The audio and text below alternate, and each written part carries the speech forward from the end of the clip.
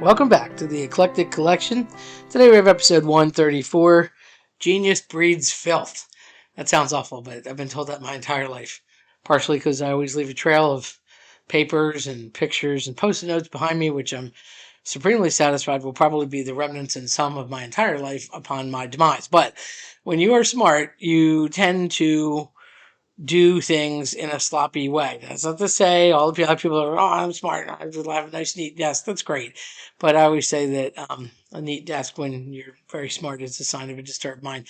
Generally speaking, you're kind of all over the place. And it's not to say that you can't focus or that you don't have your stuff together, but there's always that like one thing that gets you. I don't know. It could be like a DVD collection. Yes, I still watch them. Or, it could be like your little collection of Hot Wheels from back in the 70s, or maybe there's something that you just personally don't ever put away, or certain books or things you reference a lot. No matter how clean you are, no matter how organized you are, there's always that like one little pile of stuff you always kind of leave in disarray. Maybe it's magazines, maybe it's mail. Everybody's different. They've all got their thing. However, having been plagued with leaving piles, I'm a pile master. My lists have lists, and as my friend said, I put bacon on my bacon because I love it that much. Well, yeah, my lists have lists, and my tablets have tablets, and I have a very big sense of accomplishment when I cross things off and I rip that piece of paper off and I throw it into the trash and go on to the next page, as so rarely happens. But on a micro level, I get excited when I cross an line item off and I can cross that out. So it's just a sense of accomplishment. And sometimes you set up your dumbest tasks to your biggest, and once you finally get that thing done, it makes you happy. But there's always been this sense of put it on the list, cross it off, gotta have a list. If you don't have a list, what's the point? Because then when you get it done, it's like, oh, yeah, okay, I did that. And I have always, since childhood, been screamed at by some adult in my life that was like, you need to put that away. It's tripping everybody. You have stuff all over the table. Yeah. I still get it. And, that's never going to go away, I believe. However, I have contained my filth. And, like I said, for me, it's like post-it notes and leave myself little lists. And I get crippled by pictures because I look at them and I'm like, oh, what am I going to do with them? And then I don't want to throw them away. But then did I put them away? No. It's like filing. It's there. You read it. Did you file it? No, I probably should have filed it. So it's like stuff like that. I get crippled by that kind of stuff. But the one story that was always my biggest defense was when my fam got on me, especially, and I heard this when I was probably in 34th grade. Matthew Levi. So the story of Matthew Levi is that he was the inventor of Levi Strauss jeans, as we all know. And he was apparently an incredibly talented little kid. He could draw.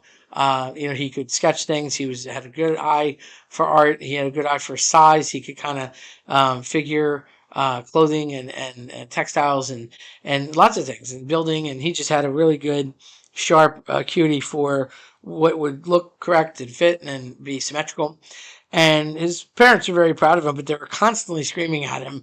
And they were like, you leave your stuff everywhere. This isn't going to do anything. And from when he was little, and he's like, no. And he swore, like, I'm going to, make this thing and it's important. And as he got older and into his teens and almost 20s, he had some people that were looking at the design for what he got at like 3 o'clock in the morning, because we freaks are always up late when we're being creative and thinking of things. I'll never understand morning people. I'm going to bed when they're getting up.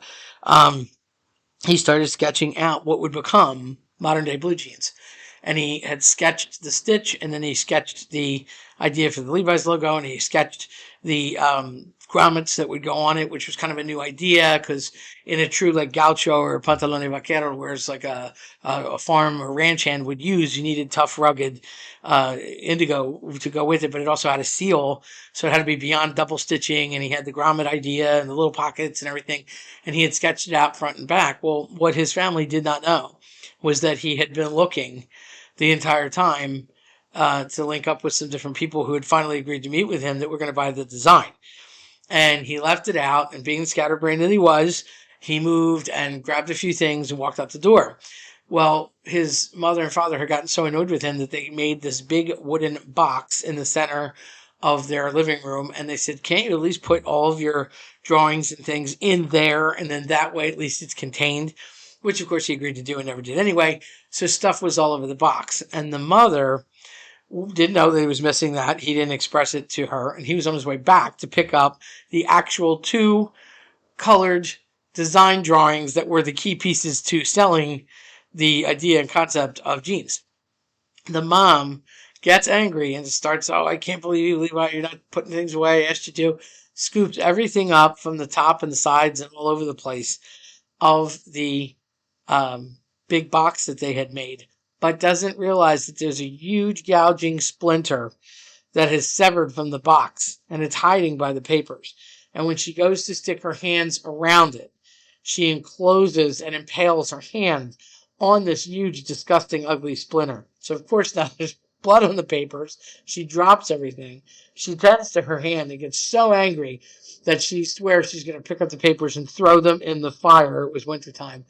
And just, I hate these things. I can't believe it. And at the moment that she goes to pick up the papers, allegedly, Levi walks in like, "I need my two drawings. I need my two drawings." And she's like, "Look what happened to me." And he's like, "Okay, that's great. Like, I got to fix you up later. I'm sorry, but I got this guy willing to buy my design." And the mom realized what a big deal it was in that moment. She was like, "Go, go." So she went to the sink to bandage herself. He grabbed what he needed, ran to meet with whomever he did, and they bought the design. And Levi Strauss jeans would henceforth and forevermore be something that's a staple in the clothing world. But had she thrown those away or thrown them in the fire, that was the sole piece of paper on earth that had his design, and that would have been it. There would have been no replication. Now, could he have redone it? Maybe it would have been the same. Maybe not. But I always tell people, genius breeds filth. Leave it alone. Don't touch it. You never know what's going to be where. Because even though that probably was a pile of junk to her, I bet you he knew that it was the fifth paper on the left-hand side toward the bottom. I'm like that. It's crazy. We have freak memories. And, yeah, I can tell you where my junk is. So just leave it alone. Don't touch my stuff. Don't touch your stuff. Don't touch my stuff. And if you're a stuff toucher, stop being a stuff toucher. My sister's a stuff toucher. I'm going to write her up for the postal service and have her taken away for mail fraud. When I'm not around, she tries to open my mail. I'm like, yo, don't be a stuff toucher. Don't do it. Just refrain. If it's not yours, then leave it alone. Everybody said that's kindergarten rules. Hello. Anyhow, if you like what you heard today, then check us out on the eclecticcollectionpodcast.com, or you can always check us out on your preferred platforms. I'm Terry Tenaglia. Thanks for listening.